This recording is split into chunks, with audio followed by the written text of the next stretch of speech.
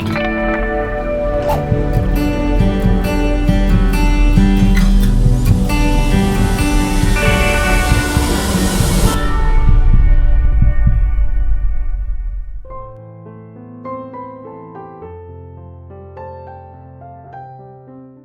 semana pasada hemos podido leer y meditar sobre una de las conversiones que yo dije que para mí era una de las conversiones más asombrosas que se haya registrado, ¿no?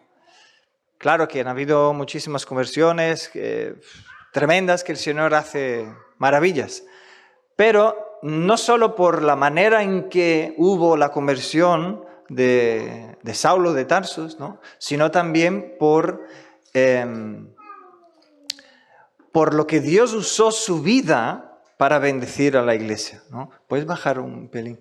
Por lo que Dios usó su vida para bendecir a la iglesia, por las cartas que él escribió, los escritos que tenemos en el Nuevo Testamento, la gran mayoría del apóstol Pablo. Entonces, no solo fue una conversión maravillosa e increíble, bueno, increíble no porque podemos creerlo, ¿no?, sino que admirable y impresionante lo que Dios hizo en él, y vamos a recordar un poquito, sino también por todo lo que Dios usó su vida para hacerlo, ¿no?, y para bendecir a la iglesia. Y lo curioso es que él no fue uno de los discípulos que caminó los 3 años con Cristo. Entonces esto debería darnos esperanza también y decir, mira, hoy yo, igual que el apóstol Pablo, tampoco pude caminar con Cristo encarnado, aunque él lo vio, ¿no?, siendo crucificado. Mucha gente dice que seguramente él estaría allí, hubiese escuchado o visto pasar en algún momento, pero no fue entrenado, decir así, ¿no?, como los discípulos fueron en carne y hueso, ¿no?, cuando estando encarnado. Entonces esto debería darnos esperanza de decir, mira, el mismo Espíritu de Dios que llenó la vida del apóstol Pablo y lo llevó a ser usado, un instrumento en las manos de Dios, también me puede usar a mí, ¿no? También me puede usar a mí. Entonces, Señor, lléname, ¿no? Tu palabra me dice para que yo no me emborrache, sino que sea lleno de tu Espíritu. Entonces, Señor, ayúdame a saber qué es mi responsabilidad delante de ti.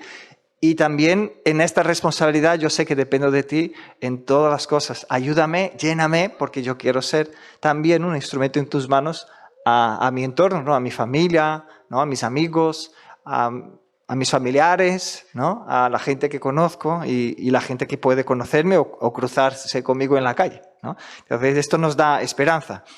Y bueno, recordando que estamos dentro de una serie de predicaciones del libro de Hechos que la ha intitulado Hasta lo último de la tierra, que es el enfoque básico del libro de Hechos, que es cuando Cristo dijo a sus discípulos, vosotros vais a recibir el poder de lo alto, ¿no?, el Espíritu de Dios va a ser derramado sobre vuestras vidas, capacitando, dando poder para ser testigos. Y lo seréis aquí, lo seréis, ¿no?, como diciendo, seréis aquí en Lleida, seréis en Cataluña, y seréis en España y hasta lo último de la tierra, ¿vale? Pero en términos bíblicos estaba Jerusalén, Judea, Samaria y hasta lo último de la tierra. Así que hace unas semanas vimos cuando el concilio mandó prender a Pedro y Juan, ¿no? Vamos a hacer un poquito de memoria. El concilio mandó a prender a Pedro y Juan y discutían qué es lo que iban a hacer con ellos. Y literalmente nos describe que querían matarlos. Les querían matar porque no estaban contentos de ver que ellos estaban predicando a Cristo y estaban incluso llamando la atención de la gente, ¿no?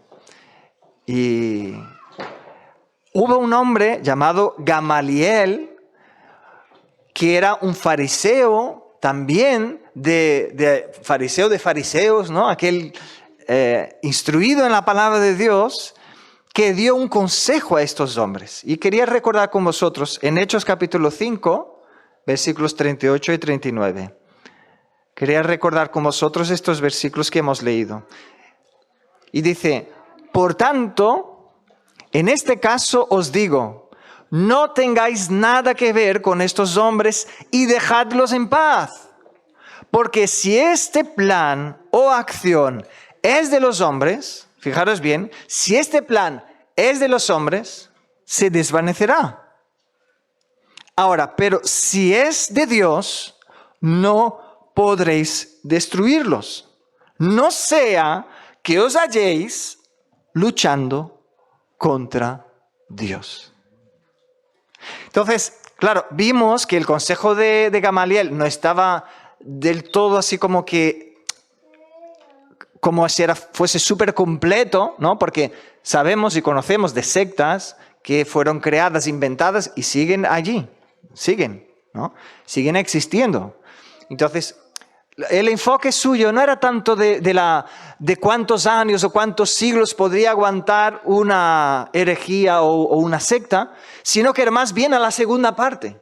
La segunda parte que dice, no sea que os hayáis luchando en contra del mismo Dios, ¿no? Y ahora es curioso que en el capítulo 22 del libro de Hechos, el apóstol Pablo habla que Gamaliel, este hombre que dio este consejo tan sabio, fue su discipulador.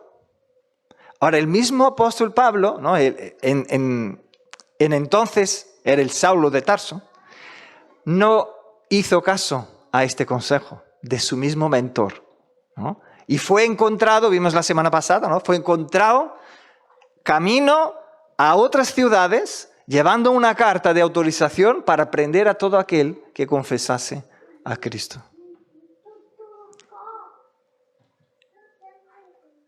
Ahora, ni Gamaliel ni aquellos hombres que estaban ahí en el concilio tenían idea de lo que Dios iba a hacer a través de Cristo Jesús y de su iglesia, ¿no? Hoy por hoy, después de 2000 años, ¿no? Lo que ellos pensaban que era una secta, que era algo que algún hombre estaba levantando una idea, que esto podría ser perjudicial a los judíos, y entonces los querían destruir, hoy día, después de 2000 años, ha alcanzado millares y millones de vidas en todo el mundo y a lo largo de la historia. Ha cambiado la historia de vidas, de familias, de ciudades, de naciones. Qué tremendo, ¿no? Vimos que mientras el Saulo de Tarso, ¿no?, iba para perseguir a la iglesia, era lo que quería hacer, tuvo un encuentro con Cristo. Lo derrumbó a tierra, lo cegó. Y allí fue el tiempo, ¿no?, de su conversión.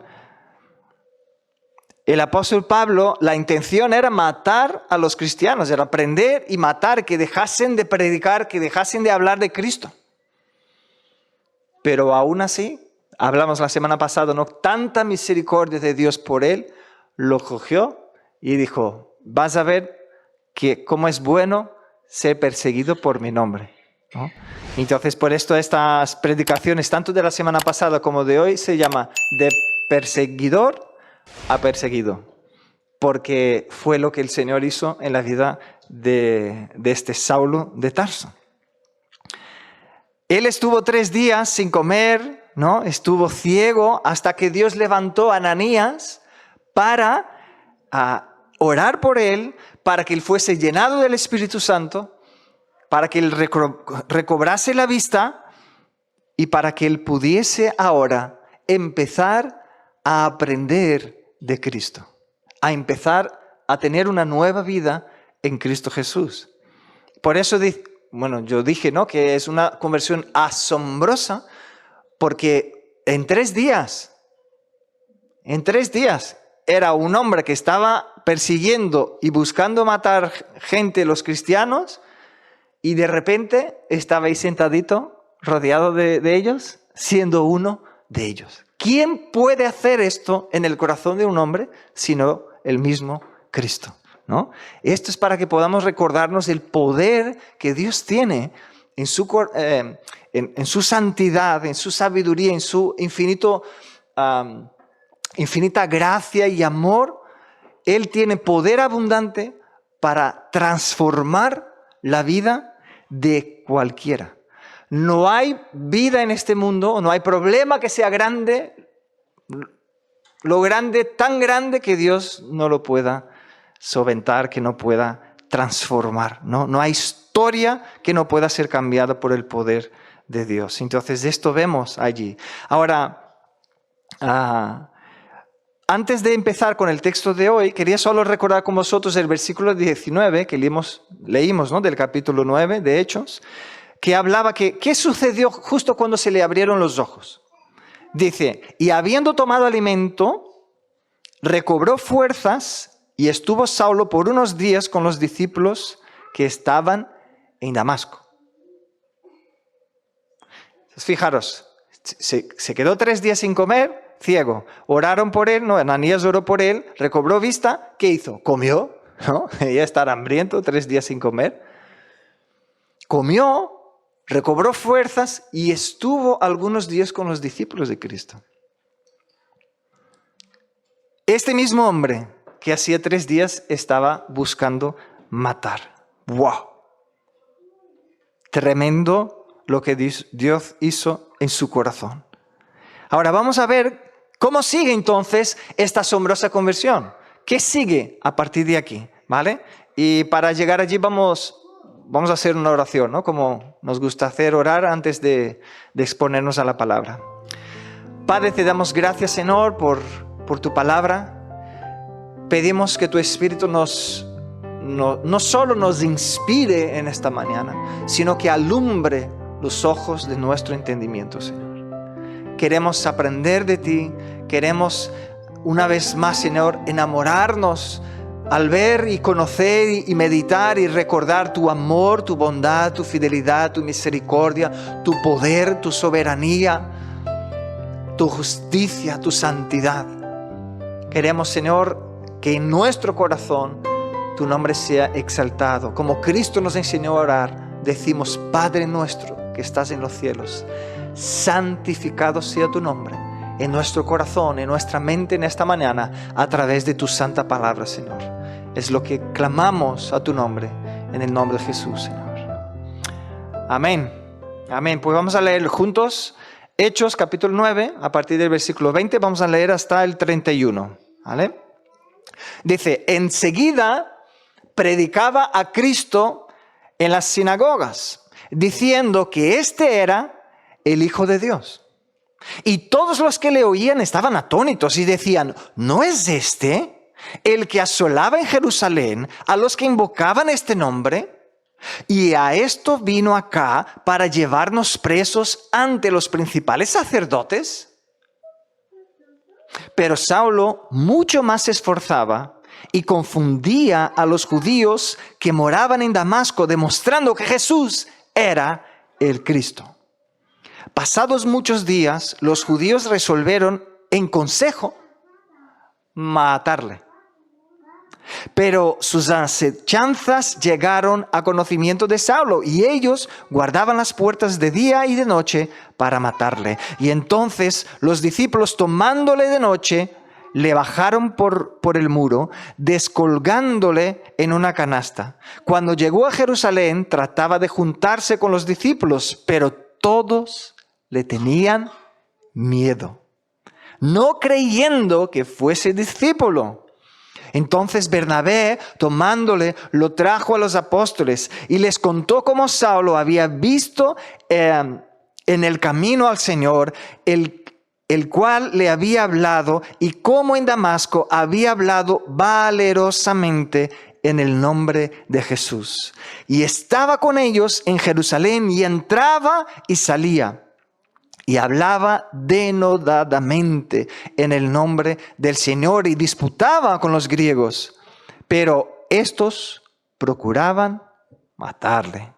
Cuando supieron en esto, los hermanos le llevaron hasta Cesarea y le enviaron a Tarso.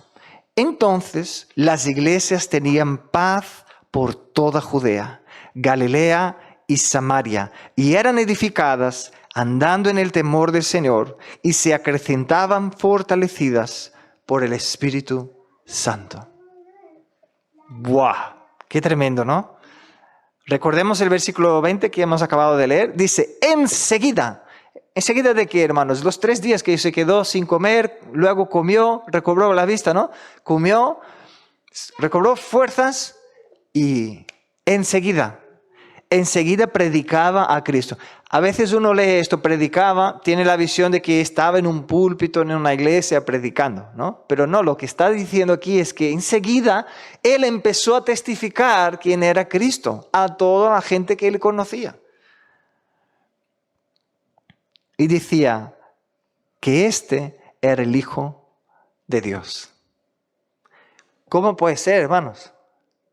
Hace 3 días él estaba persiguiendo a los que decían que Cristo era el Hijo de Dios. Tamaña fue la conversión en su corazón, la revelación que Dios le dio, fue tan grande y tan clara para él que él ya no tuvo dudas. 3 días se cambió todo su corazón. Enseguida. Cristo es el Hijo de Dios. Yo me imagino, ¿no? Él alzando voces diciendo, Cristo es el Hijo de Dios, Cristo es el Hijo de Dios. Como estaba hablando en las sinagogas, se sabe que en aquel tiempo se daba oportunidad para que la gente pudiese compartir algún trozo de la palabra, ¿no? de los rollos. Y me imagino, ¿no? Él levantándose en las sinagogas y diciendo, Cristo es el Hijo de Dios, aquel que estuvo al otro lado, ¿no? Buscando matar a los que decían esto, estaba ahora del lado de aquellos que eran perseguidos. Y bueno, ya hemos visto en los versículos, pero vamos a ir comentando qué sucedió porque él empezó a hacer esto, ¿no? Pero lo increíble, lo sobrenatural, lo maravilloso, lo admirable, ¿no? Y tremendo de lo que Dios hizo en su corazón es que era él, Pablo. ¿Quién podría imaginar en aquella época? Y vemos la reacción de la gente. A ver, ¿no era este? ¿Qué ha pasado aquí? ¿Qué está pasando aquí? ¿No? Aleluya. ¿Quién sino nuestro Dios tiene el poder para transformar una vida? Entonces, yo no sé el estado que está la vida de todos que están aquí, el estado de vuestro corazón, ni de los familiares que tenéis, de personas cercanas que tenéis. Yo sé que a veces en un estado, una condición que una persona se encuentra, en una situación que se encuentra, nos da la sensación que no hay manera de salir de allí, que uno está preso, atado, que es imposible que haya un cambio, es imposible que haya algo. Pero la palabra dice que Dios es un Dios de imposibles. Lo que es imposible para el hombre, a Dios le es posible. Entonces recordemos al mirar a la vida del apóstol Pablo, que Dios tiene poder para transformar la vida de cualquier ser humano. Y aferrémonos a esta esperanza y clamemos a Él y anunciemos que Él tiene este poder. Clámale al Señor, ¿no? Rinde tu corazón a Él. Si eres tú que te sientes preso, que te sientes atado a alguna situación, clama al Señor, confía en Él. Y si es algún pariente, algún familiar, algún amigo, clama al Señor, confía en Él. Clama al Señor por su misericordia. Porque la palabra dice que no hay salvación fuera de Cristo. Esto lo hemos leído en Hechos 4:12. Cuando leímos, ¿no? Estábamos meditando en el capítulo 4. Y dice, en ninguno otro hay salvación. Porque no hay otro nombre bajo el cielo dado a los hombres en que podamos ser salvos. Qué tremendo, ¿no? Podemos ver el poder de Dios obrando en la vida del apóstol Pablo, que es el mismo poder que actúa hoy en tu vida, en mi vida y en la vida de aquellos que rinden su corazón a Cristo. Qué bonito es seguir o acompañar a una persona en su conversión y ver cómo era antes de conocer a Cristo y ver todo lo que el Señor ha hecho en su vida. Y el Señor espera que sigamos proclamando su nombre para que sigamos viendo esto. Porque vemos la obra que Dios hizo en uno mismo, ¿no? Y ya nos asombramos con esto, pero tan bonito es poder acompañar a una persona en un proceso así también de salvación y de nueva vida, ser una nueva vida en Cristo Jesús. Ahora, ¿qué testimonio más impresionante el del apóstol Pablo? Vamos a leer versículos 21 y 22 del capítulo 9 y vamos a ver qué fue lo que el Señor estaba haciendo en su corazón. El versículo 21 dice, y todos los que le oían estaban atónitos, y decían, ¿no es este el que asolaba Jerusalén a los que invocaban este nombre, a esto, y eso vino acá a llevarnos presos ante los principales sacerdotes? Pero Saulo mucho más se esforzaba y confundía a los judíos que moraban en Damasco, demostrando que Jesús era el Cristo. Qué impresionante, hermanos. La gente no se podía creer. Yo me imagino, ¿no?, que si hubiese alguien aquí por Cataluña que estuviese entrando en las iglesias, llevando a la gente presa, entrando en las casas, llevando a la gente presa. Esto lo veríamos todos, estaríamos todos enterados de su cara, porque hoy en día se puede ver, ¿no? En la época ellos sabían por el nombre, pero aquí hoy día todos sabríamos su cara y su nombre. Ahora imaginaros nosotros aquí y de repente vemos que pasa delante en la puerta y entra y se pone aquí en la primera fila. Ya me imagino que los que estuvieran a su lado ya se quedarán helados, es decir, ¿y ahora qué? Porque todos conocían su fama, todos sabían que él iba a por los cristianos. Ahora imaginaros, que iba a por los cristianos estaba alzando voces diciendo, Cristo es el Hijo de Dios. Los discípulos dijeron, a ver, no entiendo, ¿qué está pasando aquí? ¿Qué está pasando aquí? Hoy nosotros podemos conocer de la conversión, ¿no?, de otras personas por la historia, podemos leer, pero ellos no tenían esta experiencia así, tan vívida, y de una persona que era muy conocida por todos y conocida por perseguir a cristianos y que de repente estaba hablando de Cristo. Entonces para ellos esto era de quedarse de boca abierta y decir, ¿qué está pasando aquí?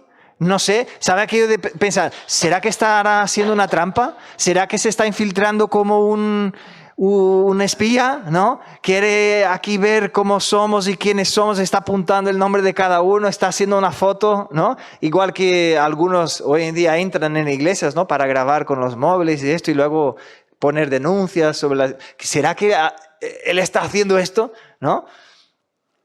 Yo me imagino, ¿no?, que muchas cosas pasaron en las cabezas de los que estaban ahí escuchando. Pero lo cierto es que la obra de Cristo en el corazón de Saulo de Tarso fue tan impactante y tan rápida lo que el Señor hizo, tan rápido de un día a otro, que la gente estaba atónita. Decía, ¿qué está pasando aquí? Tenía cartas para perseguirnos, para prendernos. Y aquí está. Ahora, lo bonito es ver cómo Saulo, él se esforzaba por decir, oye, a ver, yo sé, pero Cristo es el Señor, Cristo es el Hijo de Dios. Dice que él se esforzaba por hablar, para poder explicar que ya no era lo que él hacía. Y dice que confundía a los judíos, ¿no? Esta palabra confundía no es la que nosotros estamos acostumbrados a decir, uy, ahora estoy confundido, no sé lo que está pasando. No era esta la idea de la palabra en original, sino que la idea era de que ellos estaban tan asombrados de ver el cambio que había sucedido en el apóstol Pablo, ¿no?, que después lo hemos conocido así, que ¿sabe aquel momento que tú te quedas sin palabras, así no sé qué decir? Así quedaron ellos, anonadados, ¿no? Y Saulo esforzándose por decir, Jesús es el Cristo. ¿Qué significa esta expresión, hermanos? Jesús es el Cristo. Para nosotros parece un poco redundante, ¿no? Es como decir, no sé, el David es el Henderson, ¿no? Es como decir. parece que estamos diciendo lo mismo, pero no, ellos entendían lo que significaba esto. Porque decía, el Cristo, Jesús es el Cristo, significa el Mesías es el ungido. Es como esta expresión, aquel que fue anunciado año tras año por nuestro Dios, aquel que fue anunciado que vendría, que sería la salvación a Israel, aquel que vendría, aquel niño que nacería, ¿no? Y sería llamado Padre eterno, Dios fuerte, Príncipe de paz. Este que fue anunciado, el Mesías, aquel que sería ungido, que vemos en Isaías que dijo, el Espíritu de Dios está sobre mí y me lleva a romper las cadenas de aquel que es cautivo, me lleva a sanar a los enfermos, dar libertad a los oprimidos. No, este Mesías que fue anunciado, que fue enviado, este Mesías que nosotros esperamos, es el ungido de Dios, es Jesucristo, ¿no? Entonces, cuando él decía esto, Jesús es el Cristo, era esto lo que le estaba anunciando. Y en la cabeza de los judíos era esto lo que ellos entendían. Porque las palabras originales tienen más profundidad en su explicación, ¿no? Tienen más profundidad en su sentido. Y es impresionante ver y asombroso ver lo que Dios estaba haciendo en él. Ahora, los judíos no se quedaron muy contentos con ello. No se pusieron contentos de escuchar que aquel Saulo estaba diciendo que Cristo era el Hijo de Dios. Vamos a leer el versículo 23. Versículo 23 dice, pasados muchos días, los judíos resolvieron en consejo matarme. Pues la historia se repite. Aquel que era perseguidor, ahora empezó a ser perseguido. Ya después de muchos días, la gente ya dijo, ya estamos cansados de este discurso, ya estamos cansados de este hombre que se pone aquí en la sinagoga para estar hablando que este Jesús que murió es el Cristo, que este era el Mesías, el enviado, el ungido de Dios. Ya no queremos que hable. Vamos a darle fin a su vida. Ahora, ¿por qué era tan importante o por qué los judíos resolvieron matarle? No era porque él había dejado de perseguir a los cristianos. Ellos no estaban enfadados porque él había dejado de perseguir a los cristianos. Ellos no estaban molestos porque él estaba allí quieto en la sinagoga por su presencia. No, él estaba molestos porque él alzaba su voz para decir que Cristo era el ungido de Dios, el Mesías enviado. Entonces, la proclamación del testimonio de los labios de este Saulo de Tarso fue lo que enojó a los judíos. Esta declaración de que Cristo es el Hijo de Dios. Y hasta el día de hoy, hermanos, es una declaración que le molesta a mucha gente. Y que tú puedes decir un montón de cosas. Incluso alzar la voz en la calle, puedes estar en la tele, incluso hablando un montón de cosas. Pero si tú dices que Cristo es el Hijo de Dios, que sepas que muchos se van a levantar en contra y te van a perseguir. Desde la época de Cristo, esto sucedió con el mismo Cristo. Le perseguían a él, le persiguieron, le mataron. Y luego a sus discípulos, y Cristo dijo, igual no penséis que vais a ser mejor que mí, ¿no? Porque el discípulo no es mejor que su discipulador. De la misma manera que me persiguieron a mí, perseguirán a vosotros también. Porque el mundo es enemigo de Dios. El mundo está bajo la influencia del enemigo. Si sales en la calle hoy día, vestido de mitad hombre, mitad mujer, con la mitad de la cara maquillado, mitad sin maquillar, y empieza a dar voces de las cosas que no tienen ninguna lógica en el mundo, mucha gente te va a aplaudir y te va a decir, ¡ah, qué valiente eres! ¡Qué valiente, que estás rompiendo todos los conceptos, estás rompiendo todos! Ahora, si sales a decir que Jesucristo es el Señor y si alzas tu voz en alguna plaza, puede pasar lo que está sucediendo mucho en el Reino Unido. Incluso yo creo que el último vídeo que me compartieron fue el 25 de octubre, que hace poquito, de un hermano en Cristo que empezó la plaza con su Biblia, empezó a decir, Cristo es el Señor, entrega tu vida hoy. Es esto lo que estaba hablando. Y llamaron a la policía diciendo que él estaba haciendo un discurso de odio. Porque él estaba diciendo que la salvación solo está en Cristo Jesús. Entonces, esto excluye los que no aceptan, no entregan su vida a Cristo, no se rinden a Cristo. Entonces, como es un discurso exclusivo, es un discurso de odio, claro, porque este es el lenguaje de hoy en día, ¿no? Si uno no se pone de acuerdo con el otro, dice que el otro tiene odio en su corazón, ¿no? Porque es una manera de despreciar la persona para menospreciar su mensaje. Y así estuvo pasando con varios hermanos.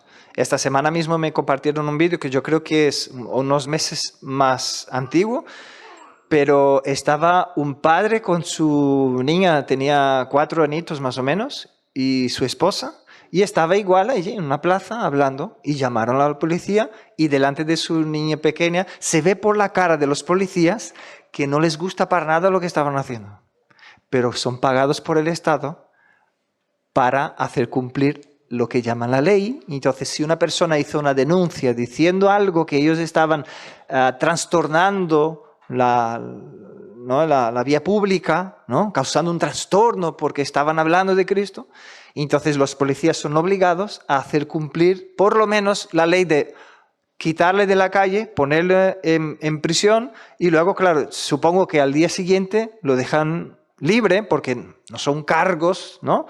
Pero sí que es como decir, oye, deja ya de hacer esto en la calle. Deja ya de hablar de lo que crees y lo que piensas en la calle. Tú guárdatelo para ti mismo, ¿no? Más o menos el consejo que los del concilio dieron a Pedro y Juan, ¿os acordáis? Deja ya de hablar de este nombre. Entonces, hermanos, esto de la persecución no es nuevo. Nosotros cada día empezamos el culto orando por la iglesia perseguida en otros países. Porque vemos que sigue y hay países que esto está muy intenso, ¿no? Y esto me hizo meditar en esto, ¿no? Me hizo recordar 1 de Juan 5:19, que dice, sabemos que somos de Dios y el mundo entero está bajo el maligno. El mundo entero está bajo el maligno. Es entender que hay un gobierno espiritual y las personas que no están bajo el gobierno de Cristo están sujetos a este reino, a este gobierno espiritual de las tinieblas. Ahora es importante que sepamos, que entendamos esto, porque hay un precio para seguir a Cristo. Y el mismo Cristo dijo que uno necesitaría entender este precio y él comparó a construir un edificio y dice, uno va primero a hacer buenos cimientos y luego va a construir un edificio. Entonces dice, de nada sirve uno que dice que quiere seguir a Cristo, pero no mira el esfuerzo, el sacrificio, lo que conlleva a ello. Hay que saberlo, hay que entenderlo. Y Cristo dijo, ¿no? Vamos a recordar juntos lo que él dijo en Mateo 10, 34 al 39. Él dijo, no penséis que he venido a traer paz a la tierra. No he venido a traer paz, sino espada. Porque he venido para poner en disensión al hombre contra su padre, a la hija contra su madre y a la nuera contra su suegra. Y dice, y los enemigos del hombre serán los de su casa. El que ama a padre o a madre más que a mí, no es digno de mí. El que ama a hijo o hija más que a mí, no es digno de mí. Y el que no toma su cruz y sigue en pos de mí, no es digno de mí. El que haya su vida, la perderá. Y el que pierde su vida por causa de mí, la hallará. Entonces, yo sé que si algunos pueden quedar un poco confundidos y decir, ay, pero Cristo no es el príncipe de paz, entonces ¿cómo no vino a traer paz si no espada? Es que Cristo lo que está hablando aquí es sobre el conflicto que hay, no en el corazón de uno. Aquí, en nuestro corazón había solo tristeza y angustia. Pero cuando Cristo entra en nuestro mundo, produce paz. Aunque fuera, sigue lleno, los problemas siguen allí, pero en el corazón de uno entra una paz que sobrepasa todo entendimiento. No podemos explicar muchas veces, dice, pero ¿cómo puedes tener paz en una situación si dices que Dios me la ha dado? No hay otra explicación. Ahora, lo que Cristo está hablando es que el hecho de ser su discípulo causaría espada, es decir, división, contienda, lucha.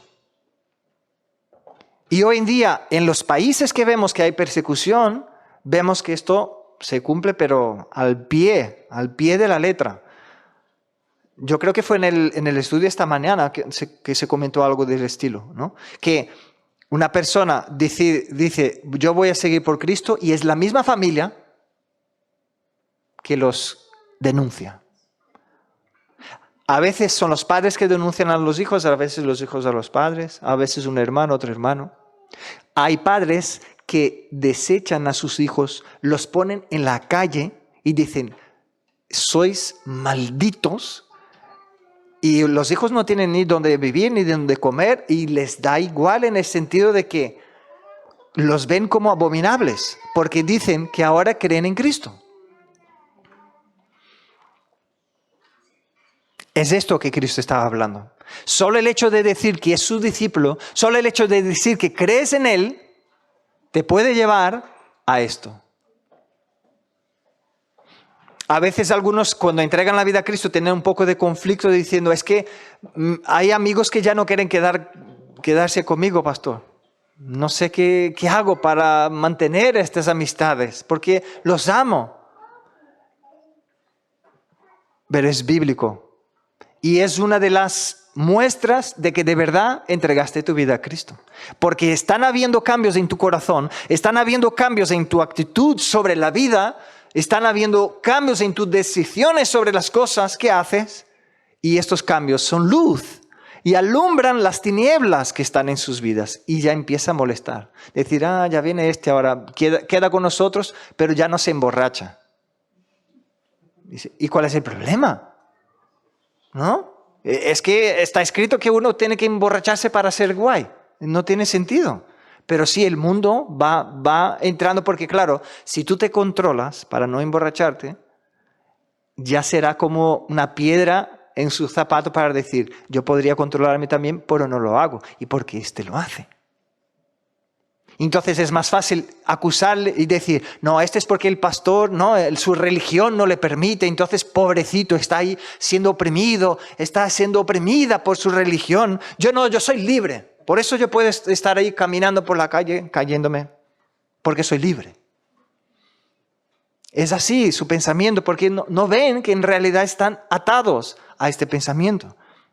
Y Cristo dice que al partir del momento que decimos que somos sus discípulos, puede causar incluso división dentro de la misma casa. Un marido puede llegar a rechazar a una esposa y a no querer estar más con ella porque dice, no, yo cuando casé contigo no tenía nada de esto de Cristo, de Jesús, entonces ahora o él o yo. Yo ya he visto hombres hablar esto a sus mujeres. O Cristo o yo. Y hombre, si pone en estos términos, bíblicamente la mujer no está obligada a estar con su marido. Porque si no sería una guerra, una pelea constante. Entonces, ¿veis cómo es tan serio el hecho de rendir nuestro corazón a Cristo y decir, yo voy a seguir a Cristo? Porque el mundo no está por ello. El mundo no está por esta labor. El mundo está a por vivir la vida a su manera. Y sin darse cuenta, ¿no? Son esclavos de su pecado. Y Cristo dice, aquel que ama entonces a su padre, a su madre, a su hijo, a su hija, más que a mí, no es digno de mí. Yo ya, en la época que yo ayudaba al ministerio de jóvenes en la iglesia, cuando incluso aún era joven, yo a veces estaba orando por chicas y chicos que querían venir a los cultos, querían venir a las reuniones, pero su mismo padre, y digo padre masculino, ¿no? Los hombres que a veces se metían más en esto, decían, prefiero que te vayas a una discoteca que entres en una iglesia. Le decían así, los mismos padres. Ahora, esto Cristo ya dijo que pasaría. Entonces le pone a un hijo en una situación de decir, ¿y ahora qué? ¿Abandono a Cristo? ¿Dejo a Cristo? ¿O sigo siguiendo a Cristo? ¿No? Entonces aquí es bueno tener una consejería y poder hacer las cosas de una manera más sabia posible, ¿no? Porque tampoco es bíblico deshonrar a los padres, ¿no? Entonces se puede hacer de manera que el padre entienda que tú le estás honrando, pero sin deshonrar a Cristo también, ¿no? Son temas muy complejos, ¿no? Y delicados.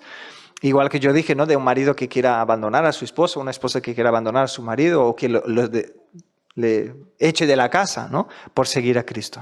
Son temas muy complejos, pero se puede entender que esta lucha no hubiese existido si uno no hubiese entregado su vida a Cristo, si no quisiese vivir para Cristo.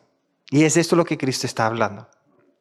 Y esto es lo que estamos viendo ahora en la vida de Saulo. Antes los judíos le querían, le ponían ahí, ¿no? Fariseo de los fariseos. Ahora ya no le querían ver más, querían matarle. ¿Y por qué él estaba declarando que Cristo es el Hijo de Dios? Vamos a leer versículos 24 y 25. Recordando, ¿no? Que dice que los judíos resolvieron en consejo, ¿no? Hablaron entre sí para matarle, ¿no? El 23. Y luego el 24 dice: pero sus asechanzas llegaron a conocimiento de Saulo y ellos guardaban las puertas de día y de noche para matarle. Entonces los discípulos, tomándole de noche, le bajaron por el muro, descolgándole en una canasta. En aquella época, claro, no había el sistema de gobierno que hay hoy, no habían los policías, no había un teléfono que puedas llamar a la policía. Es decir, todos estaban expuestos a hombres malos que pudiesen querer robar y matar y destruir y hacer cosas malas. Entonces, ¿qué hacían? Construían murallas alrededor de las ciudades también para proteger de ejércitos de otros pueblos que quisiesen atacarles, destruirles. Entonces se construía una muralla alrededor de las ciudades y se tenía la puerta de entrada y salida. Con los muros, nosotros que vivimos por aquí, ¿no? Podemos conocer las murallas como eran, ¿no? Podemos visitar ciudades que aún quedan murallas construidas y hechas, y ya vemos que son muy grandes, ¿no? Se podía uno caminar por encima de la muralla. Esto era para proteger el pueblo. Entonces, por eso dice que ellos se quedaban en las puertas esperando. Lo más fácil es decir, un día este tipo tendrá que salir para pescar, para cazar, este tipo tendrá que salir para hacer algo. Y entonces aquí lo pillamos, ¿no? Igual que hoy en día los policías se ponen en las rotondas, ¿no? Van buscando lugares estratégicos donde pasa la gente para ver si pilla uno. Estaban allí, igual, en un lugar estratégico para pillar a Saulo de Tarso. Y dice que Saulo se enteró de esto, ¿no? Y entonces le tomaron en una canasta. Imaginad esto, hermanos, ellos por encima allí de la muralla, y Pablo colgado allí con cuerdas y una canasta, y ellos allí bajando. No es fácil, ¿eh? Bajar una persona 80 kilos más o menos. Si fuese un poquito más gordito, más difícil. Pero lo hicieron, lo bajaron por las murallas para que él estuviese protegido. Ahora, qué curioso, ¿no? Este mismo que estaba hacía poco buscando matar y perseguir a los cristianos, estaba allí bajando en una canasta, en una muralla, en la noche, porque ama tanto a Cristo, porque ya no puede hacer nada más que vivir y seguir a Cristo, porque sus ojos han visto su gloria y Él le ha llamado y ha hablado con Él. Entonces estaba allí, humillado, entre comillas, ¿no? Huyendo. ¡Qué tremendo! Solo Dios puede hacer esto. Y ahora vemos que sigue por aquí, ¿no? Que él fue a Jerusalén. Vamos a ver versículos 26 y 27. Dice que cuando él llegó a Jerusalén, trataba de juntarse con los discípulos, pero todos le tenían miedo, no creyendo que fuese discípulo. Entonces, ¿qué sucedió? Bernabé, tomándole, lo trajo a los apóstoles y les contó cómo Saulo había visto en el camino al Señor, el cual le había hablado, y cómo en Damasco había hablado valerosamente en el nombre de Jesús.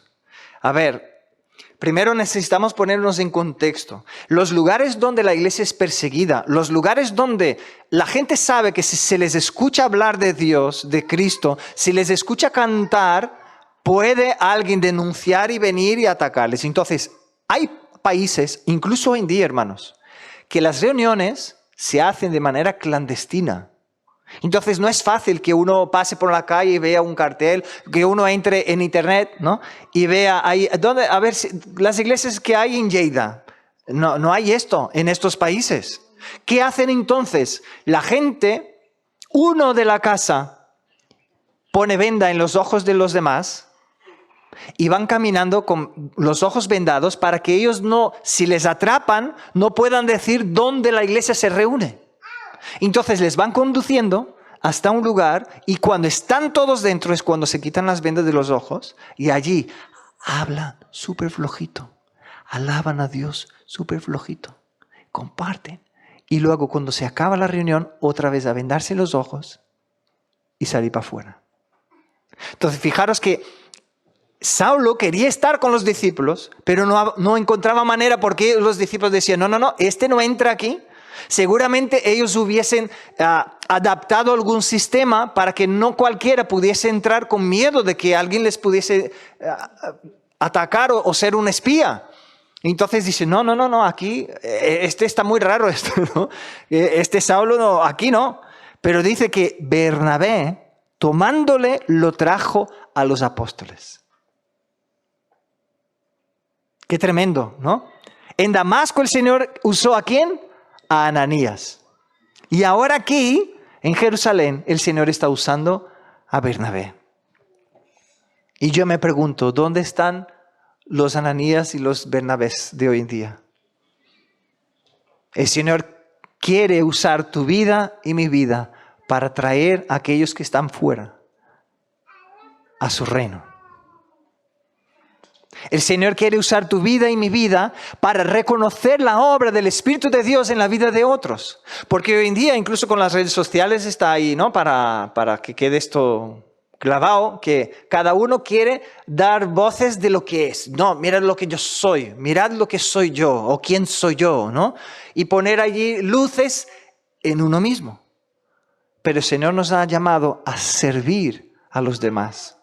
¿Y cuántos deberíamos estar dispuestos a honrar la obra de Dios en la vida del otro y hacer puentes para que el otro sea bendecido, para que el otro pueda tener comunión?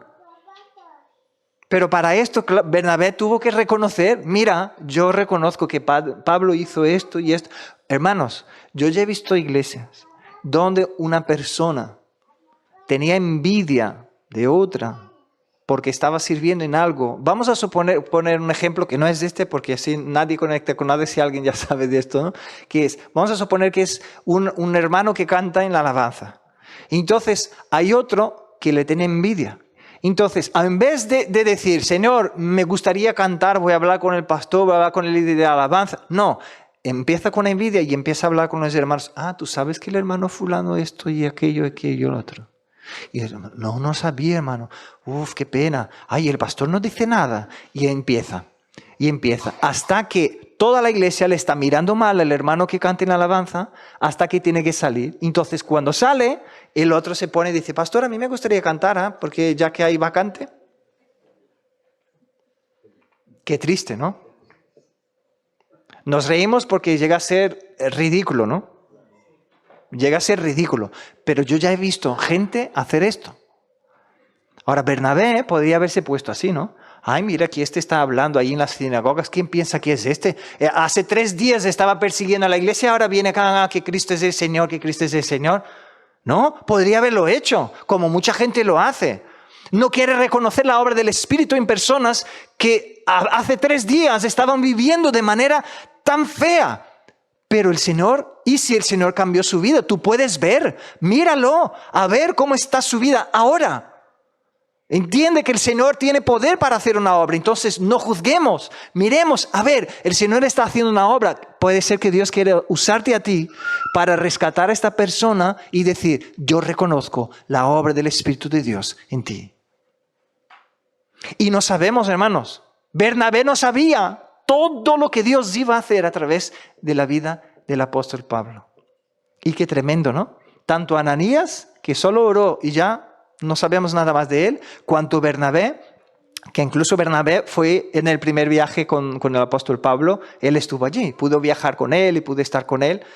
Vivió un poquito del ministerio del apóstol Pablo, pero él no tenía ni idea. Entonces nosotros, hoy día, tú y yo, cuando vemos una persona, no podemos tener idea cuál es la obra que el Señor va a hacer en su vida y a través de su vida. Por eso debemos tener el temor de decir, Señor, si quieres usarme, heme aquí. Quiero ser un instrumento en tus manos para ser como un trampolín, ¿no? Para que otros se levanten, para que otros sean instrumentos en tus manos, para que otros sean instrumentos en tus manos para tu gloria. Y me alegraré con ellos, Señor. Por eso a veces me duele tanto cuando a veces veo pastores hablando de una manera tan fea de otros pastores, porque a veces yo veo que hay un poco, o mucho, ¿no?, de envidia en los corazones. Porque yo veo el otro pastor, ¿por qué crece? ¿Por qué Dios permite que crezca? Porque yo no estoy de acuerdo con esto. ¿Y por qué crecen? ¿Y por qué? A ver, ¿y por qué no? ¿No? Si Dios está haciendo... entonces yo entraría en el mismo consejo de Gamaliel, ¿no? Si Dios está haciendo, al vez de ponerte allí a hacer algo y quizá estás luchando en contra de lo que Dios está haciendo, ¿por qué no eres un instrumento de Dios para reconocer lo que Dios está haciendo y deja lo demás para el Señor, ¿no? Y a veces el Señor quiere usarnos para esto, hermanos, para traer a otros, para ser puente en la vida de otros y reconocer lo que el Espíritu está haciendo. Porque incluso cuando uno entrega su vida a Cristo, a veces se le queda muy confuso poder discernir todo lo que está viviendo. No es fácil para que uno, desde la subvivencia actual, pueda entenderlo todo y concebirlo todo. Pero uno que ya tiene experiencia puede decir, no, tranquilo, las cosas son así, así, así, mira, ya verás cómo el Señor irá haciendo. Uno puede reconocer por la experiencia y madurez que tiene en la fe. Entonces, que seamos como Ananías y Bernabé. Y el Señor quiere usar tu vida en ello. Que se levanten, ¿no?, los Ananías y los Bernabés de hoy en día, para que podamos bendecir a estos Saulos que están por ahí, ¿no?, que rinden su vida al Señor y a veces se quedan ahí sin poder entrar, ¿no?, porque no tienen apertura. Yo hablando de esto, ¿no?, me acuerdo de personas que a veces están llenas de tatuajes, que a veces si uno pisa una iglesia ya le van a mirar y decir, madre mía, ¿por qué está aquí este? Incluso ya he visto gente pensar así, ¿por qué está aquí este? Aquí no es lugar de gente así. A ver, ¿y por qué? Y ya hablamos con él, ya vimos si el Señor habló en su corazón, si él entendió la muerte de sacrificio de Cristo y dijo, Cristo, yo quiero vivir por ti. Es que a veces juzgamos tan ligeramente, hermanos, que Dios, gracias a Dios que Él tiene misericordia de nosotros. Pero no deberíamos hacerlo. Lo que el Señor espera es que podamos tener la misma pasión, el mismo amor, la misma misericordia, la misma compasión y empatía de nuestro Cristo. Y en Brasil, yo creo que ya dije esto en unas predicaciones pasadas, en Brasil el hombre que era más tatuado de todo Brasil, famosísimo, y empezó a viajar por todo Brasil por los tatuajes que había, porque casi no había parte en su cuerpo que no hubiese sido tatuada.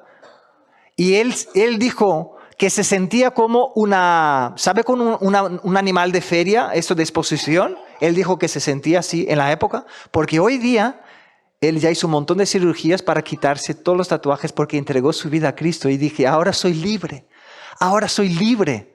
Yo pensaba que era libre por poder marcar mi cuerpo, pero no, esto me marcó como un esclavo. Yo no podía vivir sin esto. Ahora yo vivo por Cristo, ahora soy libre, ¿no? Entonces no es la cuestión del tatuaje o no, sino que es de la obra del Espíritu en su corazón. Y que nosotros no permitamos o no nos conformemos con juzgar a personas por la apariencia.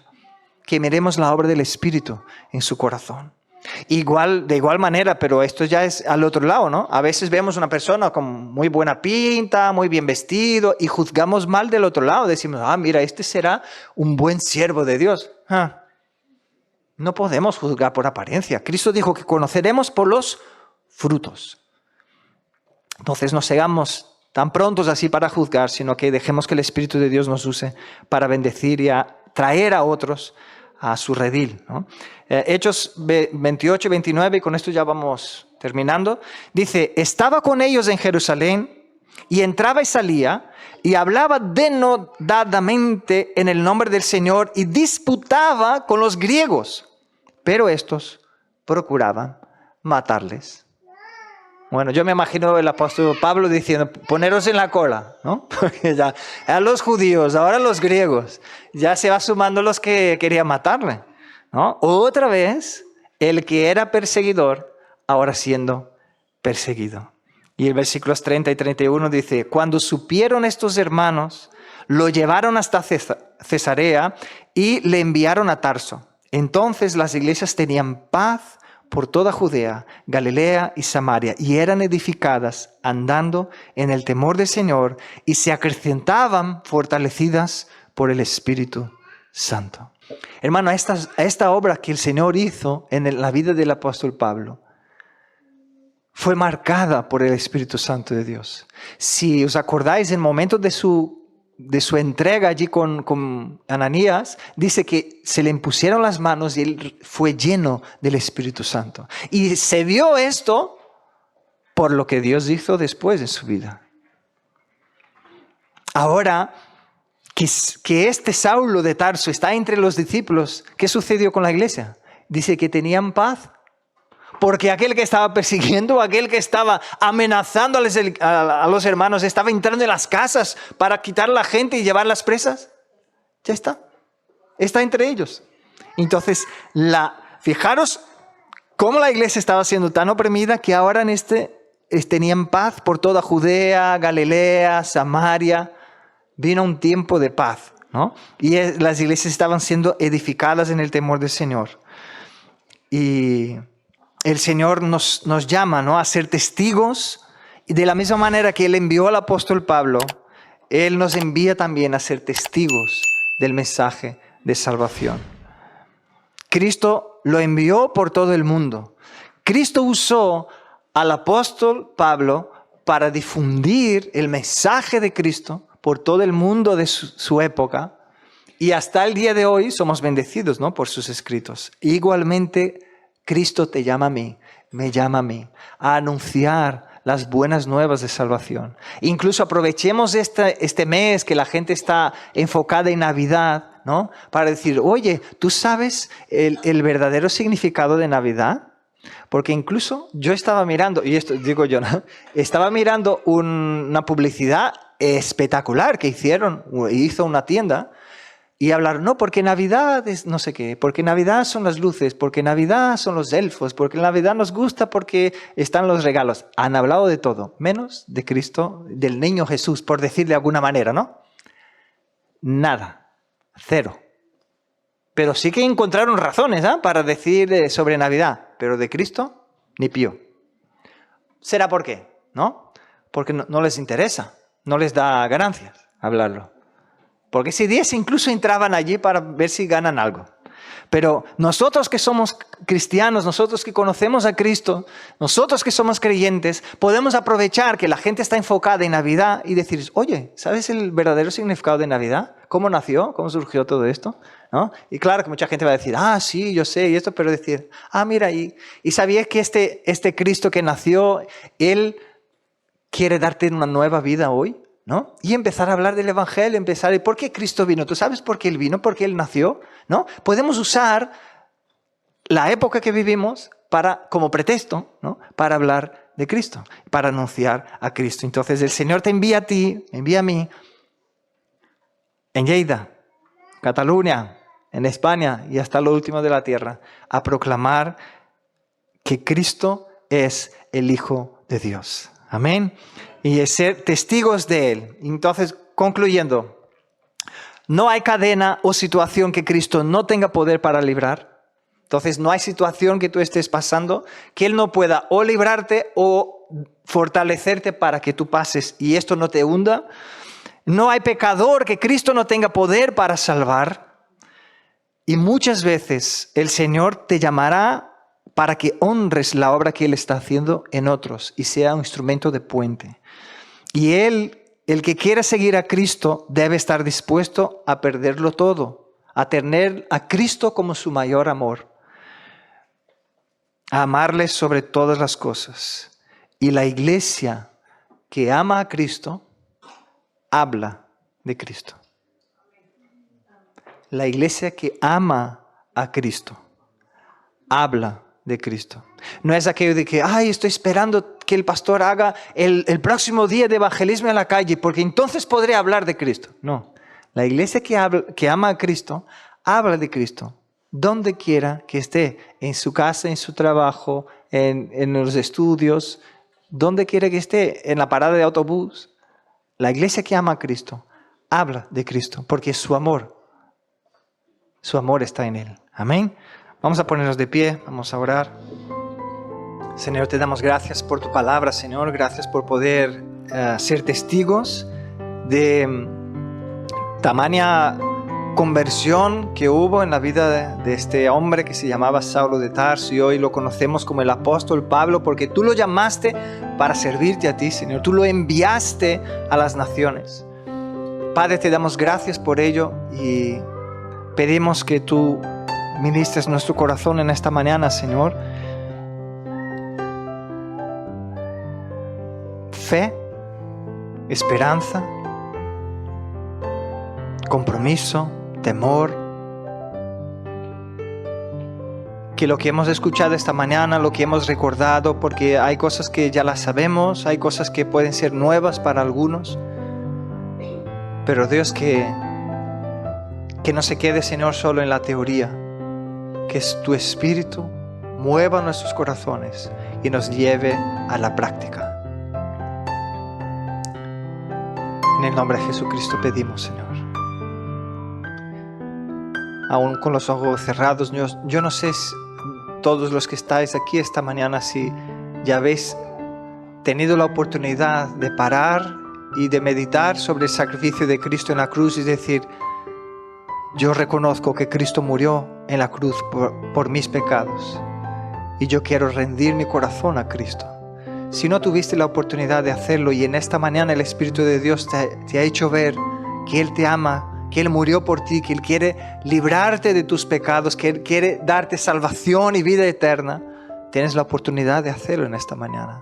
Y no hace falta que repitas una oración mía, sino que simplemente hables con el Señor donde tú estás y le digas, Señor, hoy te reconozco como mi Señor. Yo sé el precio, soy consciente del precio o un poco consciente del precio de servirte y de seguirte, que personas me van a rechazar, pero yo quiero rendir mi vida a ti, Señor, porque reconozco que es lo mejor que yo puedo hacer.